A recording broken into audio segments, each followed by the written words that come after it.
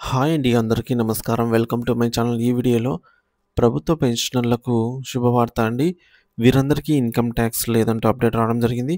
మరి దీనికి సంబంధించిన పూర్తి తాజా సమాచారాన్ని వీడియోలో తెలుసుకుందాము. వీడియో అయితే ఎక్కడే గాని స్కిప్ చేయకుండా ఎండ్ వరకు చూసేయండి. అప్పుడు ఇన్ఫర్మేషన్ పూర్తిగా అర్థమవుతుంది. అలాగే వీడియో చూస్తున్న ప్రతి ఒక్కరు వీడియోకి లైక్ చేయండి ఫ్రెండ్స్. ఈ వీడియోని తోటి పెన్షనర్ మిత్రులతో అయితే షేర్ చేయండి. కొత్తగా మన ఛానల్ చూస్తున్నవారు ఇంకా ఎవరైనా సబ్స్క్రైబ్ చేసుకున్నట్లయితే వెంటనే మన ఛానల్‌ని సబ్స్క్రైబ్ చేసుకోండి. సో, దీని ద్వారా నేను చేసే లేటెస్ట్ వీడియోస్ అన్నీ మీ వరకు రీచ్ అవుతాయి. ఇక ఆలస్యం చేయకుండా వివరాల్లోకైతే వెళ్ళిపోదాము. ఫ్రెండ్స్ ఇక విషయానికొచ్చినట్లయితే 75 ఏళ్లు దాటిన సీనియర్ సిటిజన్లకు ఆదాయపు పన్ను ఐటీఆర్ ఫైలింగ్‌లో కేంద్ర ప్రభుత్వం భారీ ఊరటను కల్పించింది. వృద్ధాప్యంలో శారీరక, మానసిక ఇబ్బందులు, సాంకేతిక పరిజ్ఞానం లేకపోవడం వంటి సమస్యలను దృష్టిలో ఉంచుకొని ఈ వెసులుబాటును ప్రవేశపెట్టింది. దీనికి సంబంధించినటువంటి సమగ్ర విశ్లేషణ అయితే చూద్దాము. కేంద్ర ఆర్థిక మంత్రి నిర్మలా సీతారామన్ గారు 2021 బడ్జెట్‌లో ప్రకటించిన విధంగా ఆదాయపు పన్ను చట్టం 1961లోని సెక్షన్ 194 ద్వారా ఈ కొత్త నిబంధన ఏప్రిల్ 1, 2021 నుంచి అమల్లోకైతే వచ్చింది.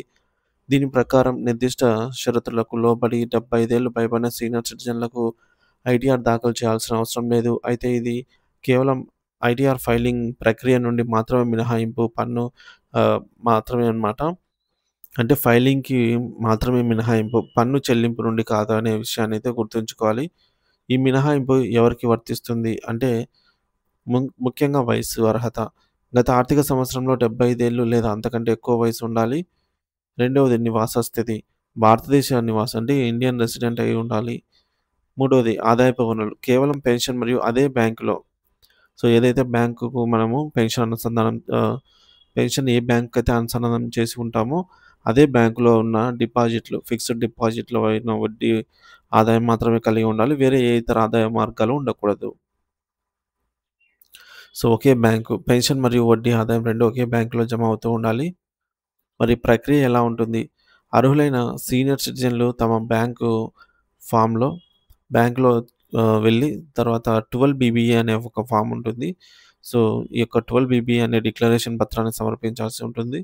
ఇందులో ఆదాయపు వివరాలు సెక్షన్ 80సి, 80డి కింద పొందే తగ్గింపులు, సెక్షన్ 87ఏ రీబేట్ వివరాలు ఉంటాయి. ఈ ఫారం ఆధారంగా బ్యాంకు మీ మొత్తం ఆదాయాన్ని లెక్కించి పన్ను పరిధిలోకి వస్తే ఆ మొత్తాన్ని మీ ఖాతా నుండి టీడీఎస్ రూపంలో మినహాయించి నేరుగా ప్రభుత్వానికి చెల్లిస్తుంది.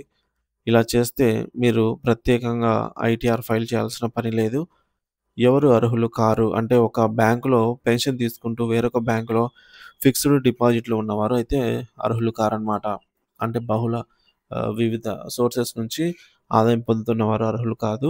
అలాగే పెన్షన్, వడ్డీ ఇవి 2 కాకుండా ఇంటి అద్దె, అలాగే వ్యాపారాలు, షేర్లు, మ్యూచువల్ ఫండ్స్ వంటి ఇతర ఆదాయ మార్గాలు ఉన్నవారు అర్హులు కారు. ఎన్ఆర్ఐస్ ఈ సదుపాయం వల్ల వృద్ధులు పన్ను సలహాదారుల చుట్టూ తిరగడం, క్యూలలో నిలబడటం. సో, ఇక్కడ ఎన్ఆర్ఐలు కూడా అర్హులు కారండి. సో, మొత్తానికి ఈ యొక్క ఐటీ రిటర్న్స్ ఫైల్ చేసే యొక్క ప్రక్రియ వల్ల మినహాయింపు వల్ల ఏమవుతుందంటే వృద్ధులైన పెన్షన్‌దారులు సో, వీరు సలహాదారుల చుట్టూ తిరగడము ఐటీఆర్ ఫైల్ చేసేటప్పుడు వీరికి సరిగ్గా తెలియకపోతే తెలిసిన వారి కోసం తిరగటము, క్యూ లైన్‌లలో నిలబడటము, సంక్లిష్టమైన డాక్యుమెంట్స్ ప్రక్రియ నుంచి విముక్తి పొందుతారు.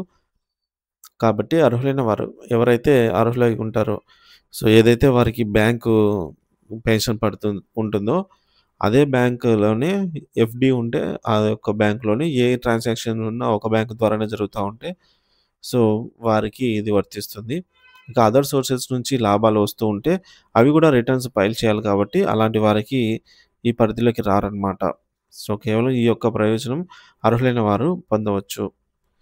ఏమైనా సందేహాలుంటే బ్యాంక్ అధికారులను లేదా నిపుణులను సంప్రదించడం మంచిది ఫ్రెండ్స్.